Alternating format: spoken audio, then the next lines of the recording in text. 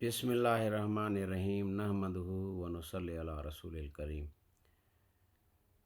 Viewers, मैं आप लोगों की खिदमत में आज नॉन एचडीएल कोलेस्ट्रॉल के बारे में वीडियो शेयर कर रहा हूँ। नॉन एचडीएल कोलेस्ट्रॉल, इसमें ये जो है क्या, ये वेरी सिंपल कैलकुलेशन है। इसमें ये है कि नॉन एचडीएल-सी जो है के लिए पहले एक तो टोटल कोलेस्ट्रॉल किया जाता है और दूसरा एचडीएल किया जाता है, हाई डेंसिटी लाइपोप्रोटीन कोलेस्ट्रॉल। तो टोटल कोलेस्ट्रॉल में से एचडीएल माइनस करते हैं तो बाकी जो रह जाता है वो नॉन एचडीएल कहलाता है। इसके बेनिफिट ये हैं इस टेस्ट के कि एक तो इसके अंदर सिर्फ दो टेस्ट किए जाते हैं, कोलेस्ट्रॉल और एचडीएल। इसमें ट्राइग्लिसराइड करने की ज़रूरत नहीं होती है और एलडीएल-सी करने की भी ज़रूरत नहीं होती है।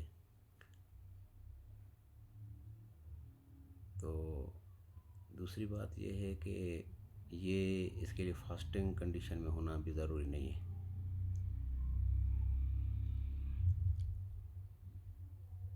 अच्छा, नॉन एचडीएल-सी जो है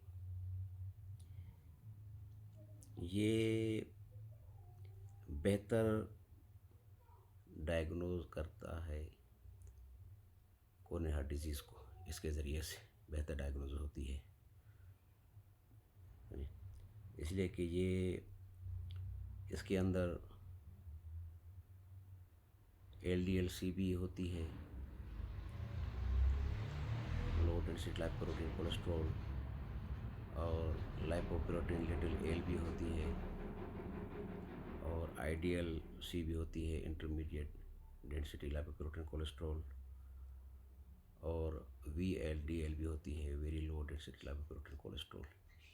ये सारे के सारे जो एथेरोजेनिक हैं, तो इनका लेवल जो है सबका जब ज़्यादा हो जाता है तो उसके अंदर कोरोनरी हार्ट डिजीज़ ज़्यादा होती हैं। तो ये सिर्फ एलडीएल-सी से जो हम डायग्नोज करते हैं कि एलडीएल-सी ज़्यादा हो तो कोरोनरी हार्ट डिजीज़ ज़्यादा होती हैं, तो उससे ये बेहतर है। उसके अलावा ये है कि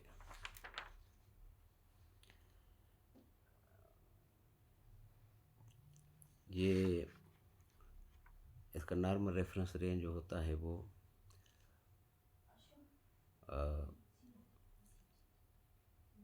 लेस देन 130 मिलीग्राम पर डीएल होता है, या 3.3 मिलीमोल पर लीटर। और इसका लेवल जो है ना कम होगा तो कोरोनरी हार्ट डिजीज़ भी कम होती हैं। अगर ये नॉन एचडीएल-सी ज़्यादा हो जाए तो कोरोनरी हार्ट डिजीज़ जो है वो ज़्यादा होती हैं। तो ये नॉन एचडीएल-सी जो है ना, ये टेस्ट जो है ना कराया जाए, ये फ़ायदेमंद है। ये नया टेस्ट है, अभी लोगों के अंदर इसकी जो है ना अवेयरनेस अभी आहिस्ता आहिस्ता आ रही है। तो हमें चाहिए कि हम इस टेस्ट को करवाया करें अपने पेशेंट्स के लिए, खुसूसन डॉक्टर साहिबा, कंसल्टेंट्स।